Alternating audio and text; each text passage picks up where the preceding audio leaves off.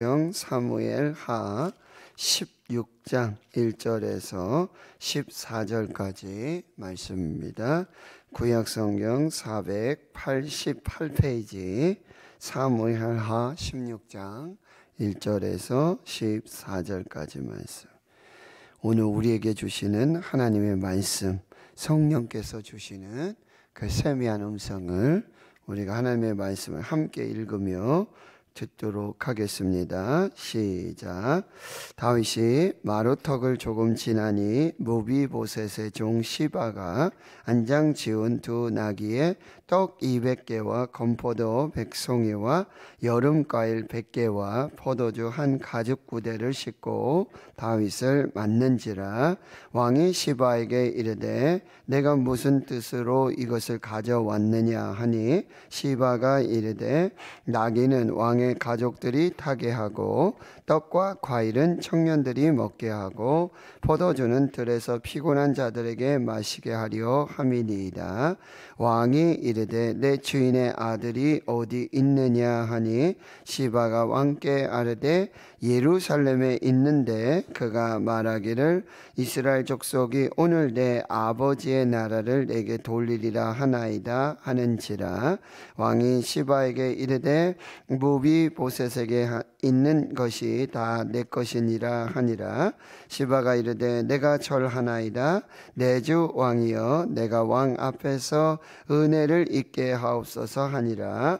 다윗 왕이 바후림에 이름에 거기서 사울의 친족 한 사람이 나오니 게라의 아들이요 이름은 시므이라. 그가 나오면서 계속하여 저주하고 또 다윗과 다윗 왕의 모든 신하들을 향하여 돌을 던지니 그때 모든 백성과 용사들은 다 왕의 좌우에 있었더라. 시므이가 저주하는 가운데 이와 같이 말하니라. 피를 흘린 자여 사악한 자여 가거라 가거라. 사울의 족속의 모든 피를 여호와께서 내게로 돌리셨도다.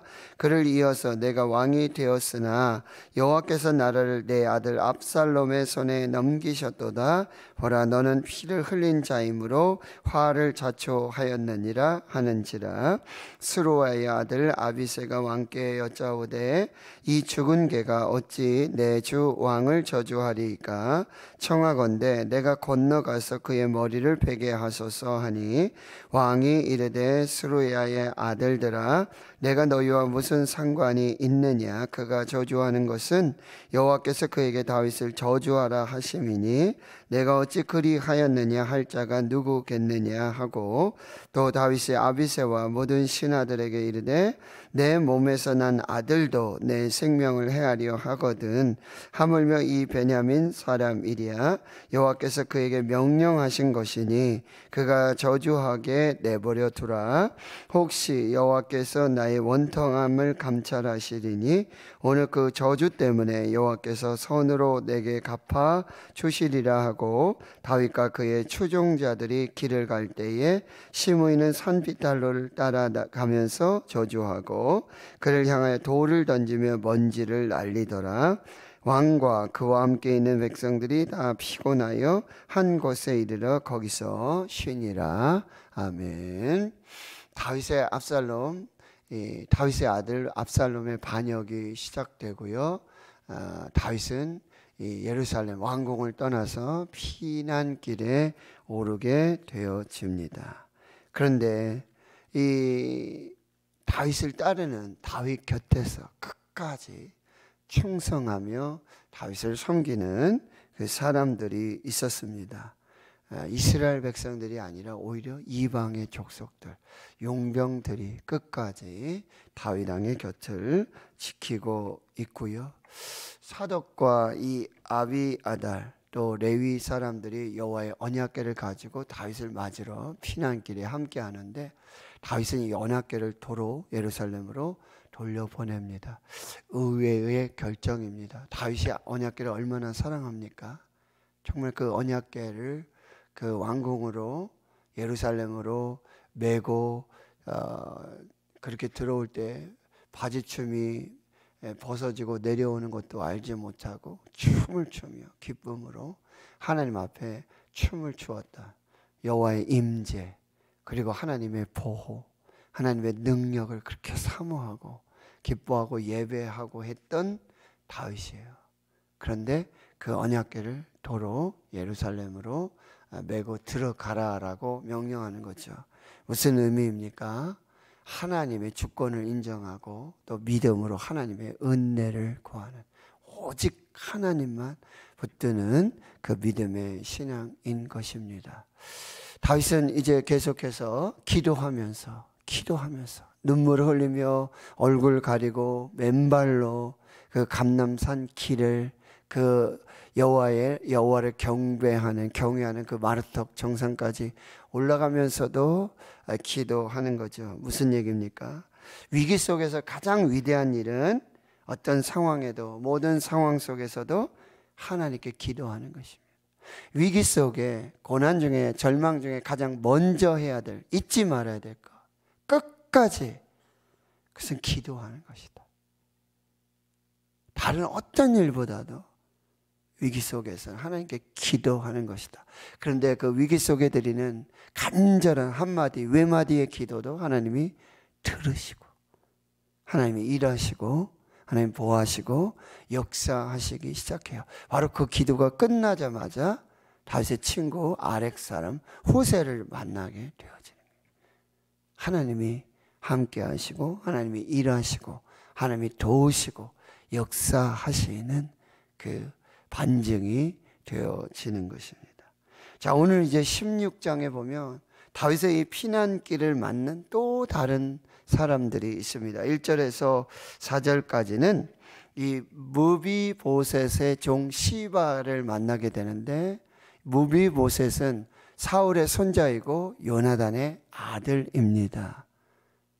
그런데 사울과 요나단이 죽었다는 소식을 듣고 유모가 이 5살 난 무비보셋을 업고 피난하는 길에 이 아이를 떨어뜨려서 두 발을 절게 된 그런 사람이죠. 다윗은 이제 왕이 되고 나서 이 사울의 가문 중에, 요나단의 자녀 중에 아직 살아있는 사람이 누군지를 살펴서 이 무비보셋에게 은혜를 베풀고 왕의 식탁에서 함께 먹을 수 있는 그 자비를 베풀게 되는데, 그 무비보셋의 종 시바를 만나게 되어집니다. 또 5절에서부터 오늘 14절까지 말씀에 보면 또 다윗 왕이 이 바후림에 이르게 되는데, 바후림은 이 베냐민 지파의 지경이에요. 거기에 이제 사울의 친족 한 사람, 게라의 아들 시므이라고 하는 사람을 만나게 됩니다. 시므이는 계속해서 저주하고 돌을 던지고 먼지를 날리고, 사악한 자여, 사악한 자여 떠나라. 너의 피가, 여호와께서 그 피를 도로 갚아주셨고 너는 아들 압살롬에게 왕위를 빼앗기는 그런 사람이 되고 말았다라고 그렇게 이야기하게 됩니다. 사울이 죽고 또 요나단 죽고 그 아들 이 무비보셋, 오늘 16장 1절을 보십시오. 다윗이 이 마루턱을 조금 지나서, 마루턱은 이 산의 산 꼭대기, 산 능선을 말하는데 바로 하나님을 경배하는, 예배하는, 기도하는 그 처소를 조금 이제 지나가게 될 때 무비보셋의 종 시바를 만나게 되는데, 그가 안장 지은 두 나귀에 떡 200개, 건포도 100송이, 여름 과일 100개, 포도주 한 가죽 부대를 싣고 다윗을 만나고 있습니다. 어떤 장면과 유사하죠? 바로 이 다윗의 아내가 된 아비가일, 나발의 아내였던 아비가일이 이 나발을 죽이려고 가는 다윗 앞에서 이 여러 가지 먹을 것들, 이것들 준비해서 다윗 왕을 만나면서 이 나발에게 자비를 베풀어 줄 것을 그렇게 요청했던 그 아비가일의 그런 행동과 모습들, 유사한 것을 보게 됩니다. 2절에 보면 왕이 시바에게 말합니다. 내가 무슨 뜻으로 이것을 가져왔냐? 이게 무슨 의미냐? 시바는 이렇게 말합니다. 나귀는 왕의 가족들이 타게 하고 떡과 과일은 청년들이 먹게 하고 포도주는 들에서 피곤한 자들에게 마시게 하려 함이니이다.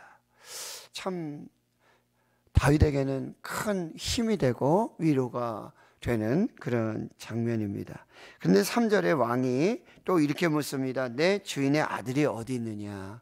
네가 지금 혼자서 이렇게 행동할 때가 아닌데, 그리고 이런 식량과 이런 양식들, 이런 어떤 것들을 가지고 나를 만나러 올 형편이 아닌데 내 아들의 주인, 그러니까 무비보셋이 어디 있냐라고 묻고 있습니다. 3절 하반절에 보면 시바가 다윗 왕에게 이렇게 말해요. 예루살렘에 있습니다. 예루살렘에 남아있고, 그리고 그 무비보셋이 말하기를 이스라엘 족속이 오늘 내 아버지의 나라를 내게 돌리니라. 이게 무슨 얘기죠? 이제 때가 되었고 하나님께서 이제 내 아버지의 나라, 사울로부터 시작되고 요나단, 그리고 자기로 이어지는 이 이스라엘을 하나님께서 지금 다윗의 피난 가고 압살롬이 반역을 일으키는 이런 상황 속에서 다시 하나님께서 사울의 나라를 회복시켜서 내게 주실 것이다. 그러니 나는 예루살렘 떠나지 않고 지금 남아서 그 나라를 기다리고 있다. 이 무슨 얘기죠? 모함입니다. 나중에 19장 이하에 다시 다윗이 왕궁으로 환궁하게 됩니다. 압살롬도 죽고. 그래서 다시 왕의 자리로 돌아올 때 무비보셋이 나와서 다윗을 맞습니다. 그 전후 사정의 이야기를 들어보니 지금 이건 시바가 꾸민 일이고 전혀 무비보셋이 그렇게 행동한, 계획한 일이 아니라고 한다는 거죠. 거짓입니다. 거짓. 그러니까 시바를 보면 어떤 경우에요? 이 기회주의자입니다. 기회만 되면 이 시바는 지금 다윗 왕이 나라를 세우든 압살롬이 나라를 세우든 상관없어요. 자기에게 유리한 쪽으로만, 그리고 자기가 가진 어떤 경제적인 유익, 이것만을 유지하기 위한 그 수단으로 지금 이 거짓을 하고 그렇게 모함을 하고 있다라고 하는 것입니다.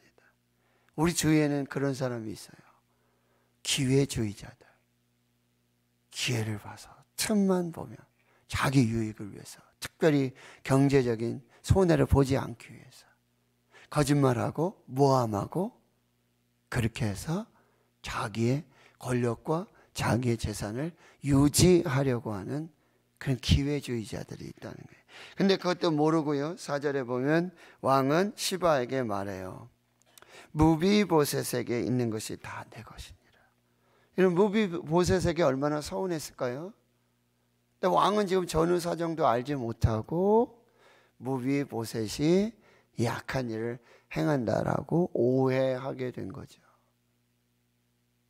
그리고 당시에 왕의 권력 중에 하나는 뭐냐면 그 자신의 백성들의 모든 또 악한 일을 하고 반역을 하고 그런 사람들의 재산을 다 몰수해가지고 그것을 자기 임의대로 쓸 수 있는 그런 권력을 가진 사람이 바로 왕이에요. 그러니까 지금 무비보셋의 모든 재산을 지금 몰수해서 지금 그 종 시바에게 그렇게 다 주겠다라고 말하고, 4절의 하반절에 보면 시바는 아주 참 태연하게 아무렇지도 않은 듯 내가 절하나이다 내 주 왕이여 내가 왕 앞에서 은혜를 있게 하소서, 이렇게 자기의 유익만을 위해서 기회를 타서 거짓을 도모하면서 진실을 왜곡하면서, 그러니 우리는 어떻게 해야 돼요? 이걸 잘 분별해야 된다. 잘 분별해야 돼요. 거짓이 뭐고 진실이 뭐고.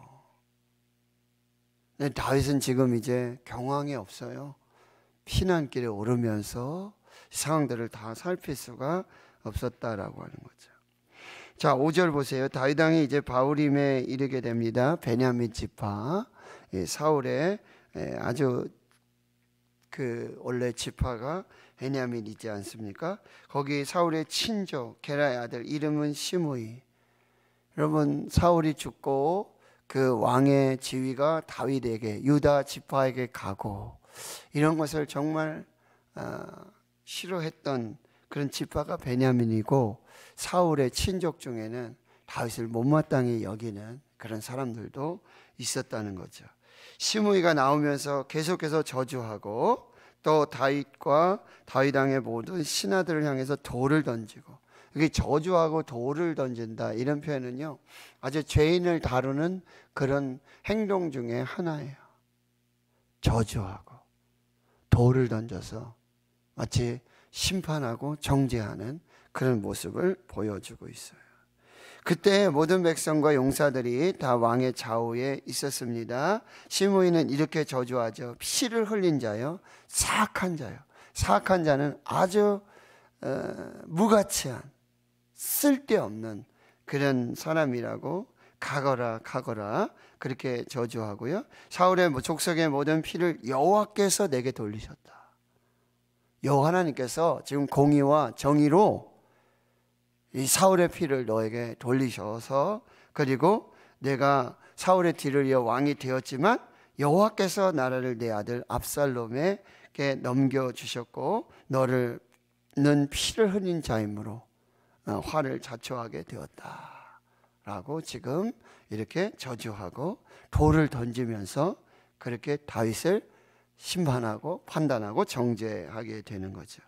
이것을 이제 듣고 있던 스루의 아들 아비새, 스루의 아들은 여러분 요압, 아비새, 아사엘. 아사엘은 죽었고요.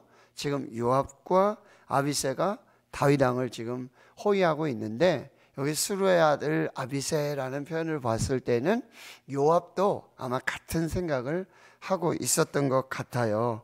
뭐라고요? 이 죽은 개가 어찌 내 주 왕을 저주하리이까? 내가 건너가서 그의 머리를 베게 하소서라고 이야기하는 거죠. 어쩌면 당연한 반응이죠. 그런데 다윗의 반응이 의외입니다. 자, 보십시오. 스루아의 아들들아, 내가 너희와 무슨 상관이 있느냐? 그가 저주하는 것은, 여기 보세요, 여호와께서 그에게 다윗을 저주하라 하십니다. 그가 저주하는 것은 하나님께서 다윗을 저주하라고 그렇게 시키신 것이다. 하나님의 뜻이다. 하나님의 계획이다 라고 말하는 거예요. 내가 어찌 그리하였느냐? 할 자가 누구겠느냐라고 말하고 있습니다. 그리고는 더하죠. 다윗이 아비새와 모든 신하에게 이렇게 말합니다. 내 몸에서 난 아들 압살롬도 아버지 지금 다윗의 내 생명을 지금 해하려고 하고 있는데, 하물며 이 베냐민 사람, 이 사람은 여호와께서 그의 입술을 통해서 명령하신 것이니까 그가 저주하게 내버려 두어라. 혹시 여호와께서 나의 원통함을 감찰하시니 오늘 그 저주 때문에 여호와께서 선으로 내게 갚아주시리라. 여러분, 지금 다윗은 왕이죠. 모든 권력을 가지고 있는 사람이에요. 자신을 비난하고 저주하고 돌을 던지고, 그런 사람 앞에서 다윗의 모습을 한번 보시기를 바랍니다. 그럼 저도요, 저한테 누가 싫은 소리 한마디 하면 아주 굉장히 기분 나쁩니다. 누가 감히, 담임 목사인데, 에? 누가 토달고 말이야. 막 그런 마음이. 집에서도 제 아내가, 사모가, 아이들이 아빠 다 잘하라는 얘기죠. 그래서 어르신들이 그런 얘기하죠. 두 여자의 소리를 잘 들으면 된다. 아내의 소리 잘 들어라. 그리고 내비게이션 안내해주는 여자 소리 잘 들면 낭패 볼리고 손해 볼 일이 없다. 이렇게 얘기해요. 근데 누군가 저에게, 목사님, 의견이지요. 또 이리 했으면 더 좋을 것 같습니다. 정말 진심으로 하는 그런 의견이지요. 충고 의견. 그런데 기분 나빠요. 굉장히 막 욱하고. 근데 이게 참 죄송한 말씀이지만 이렇게 조금 나이가 1살, 2살 더 먹어가면서 더 하는 것 같아요. 저도 막 그걸 느껴요. 이게 뭐 갱년기인가요? 뭔가 모르겠는데, 여러분 누군가가 당신 이거 아닌 것 같은데 라고 얘기하면 굉장히 기분 나빠요. 누가 감히 나에게. 그리고 뭐라 그러죠? 네가 뭔데? 네가 해봐. 그럼 더 잘할 수 있어? 막 그런 마음들이 막 일어난다. 다윗은 그런데 그렇게 하지 않았다는 거예요. 다윗은 어떤 말이죠? 나 같은 사람도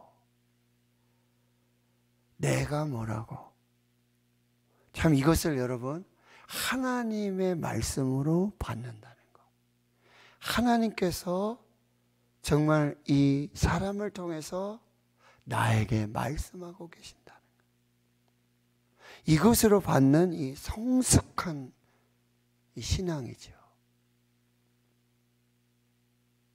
정말 귀하고도 귀한 이 다윗의 신앙을 우리가 한번 볼 수 있다라고 하는 것입니다. 하나님 앞에서 자기를 낮추고 낮추어서 이 저주 소리, 이 돌을 던지는, 얼마나 창피하겠습니까? 지금 왕 주위에 지금 모든 신하들이 있고 모든 백성들이 있고 모든 장수들이 다 있는데 혼자 그러면 또 몰라요. 그렇죠? 혼자 조용히 그러면 자기만 알잖아요.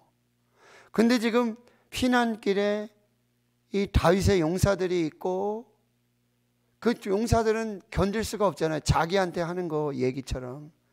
왕이면 명령하시면 제가 당장에 목을 베어 오겠습니다 라고 말하는 그 사람들을 오히려 진정시키고, 여호와께서 그 입을 통해서 내게 말씀하시는 거다. 지금 하나님께서 나에게 말씀하시는 거다. 나는 오히려 하나님의 은혜를 구하고 하나님의 도움을 구한다라고 하는 거예요.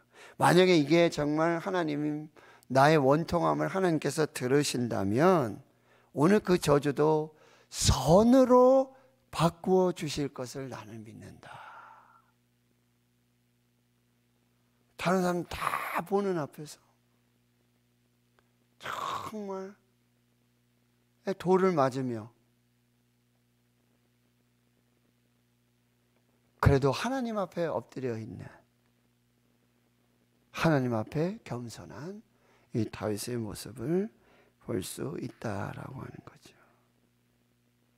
혹독한 저주까지도 돌의 던짐을 맞으면서도 그것을 겸허하게, 겸손하게 하나님의 뜻으로, 하나님의 말씀으로, 하나님이 나를 책망하시고 하나님이 나를 징계하신다는 이 하나님의 사랑으로, 하나님의 은혜로 받고 있는 이 다윗의 모습을 볼 수 있다라고 하는 거죠. 하나님의 주권을 인정하고 하나님께 모든 것을 맡기고 있는 다윗. 잠언 3장 5절 6절이죠. 너는 마음을 다하여 여호와를 신뢰하고 내 명철을 의지하지 말라. 너는 범사의 그를 인정하라. 그리하면 내 길을 지도하시리라. 베드로전서 5장 6절과 7절. 하나님의 능하신 손 아래에서 겸손해라. 때가 되면 너희를 높이시리라. 낮추시는 분도 하나님이시고 높여주시는 분도 하나님이시고, 여호와 앞에 겸손해라. 너 자신을 낮추라. 성질 좀 죽여라. 오늘 저에게 하시는 말씀이에요. 야고보서의 말씀은 이렇게 말씀해요. 듣기는 속회하고 말하기는 더디하라. 사람의 성내는 것이 하나님의 의를 이루지 못함이니라.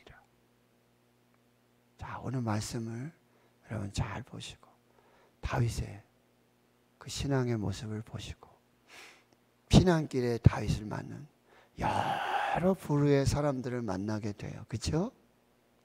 이게 지금 우리 시대에 우리의 삶의 현장에 나의 주위에 있는 사람들의 모습이라는 거예요. 우리 교회 안에 있는 성도들의 모습이라는 거예요. 반면교사입니다. 우리가 잘 살펴서 하나님의 말씀으로 받고 하나님의 뜻으로 받아서 오늘 우리에게 이 모든 삶의 현장 속에서 은혜로 또 교훈으로 받아서 하나님의 뜻을 이루고 하나님의 나라를 세워나가는 저와 여러분 될 수 있기를 주의 이름으로 축원합니다. 고난은 우리의 본 모습을 보게 해요. 그래서 고난이 은혜가 되는 거예요. 다윗은 이 고난, 이 저주, 이것들을 통해서 자기 자신을 보게 되는 거예요. 자기 자신을 보게 되고 그리고 하나님의 뜻으로 인정하고 오직 겸손하게 자신을 낮추고 기도만 하고 있다라고 하는 거예요. 그런데 그 겸손이, 그 낮아짐이 다시 다윗을 회복시켜 주시는 하나님의 은혜의 시작이 된다는 거예요. 오늘 혹시 누군가가 나를 책망하고 오늘 동안 안 좋은 소리 하면 그냥 조용히 가만히 나 자신을 보고 겸손하게 하나님의 뜻으로 받고 기도하고 하나님의 은혜를 구하면 다시 살리시고 구원하시고 회복하시는 은혜와 역사를 주실 줄을 믿습니다. 하나님 감사합니다. 다윗의 피난길에 많은 사람들의 군상의 모습들을 보게 되어집니다. 우리 시대의 모습이고 교회의 모습이고 우리의 모습이며 나의 모습임을 보게 되어집니다. 거짓과 저주가 난무하는 이 세상 속에서 하나님 나 자신을 보게 하여 주시고 겸손케 해주시고 그리고 하나님의 말씀으로 하나님의 뜻으로 받고 기도하며 하나님의 뜻을 이루어가는 우리 모두가 되게 해 주시옵소서. 오늘도 성령께서 세미하게 들려주시는 그 하나님의 음성을 듣고 우리 모두 사는 거룩한 역사가 있게 해 주시옵소서. 이제는 우리 구주 예수 그리스도의 은혜와 하나님 아버지의 무한하신 사랑하심과 성령의 내주 교통 충만하심이 이제로부터 영원토록 함께 하시옵기를 간절히 축원하옵나이다.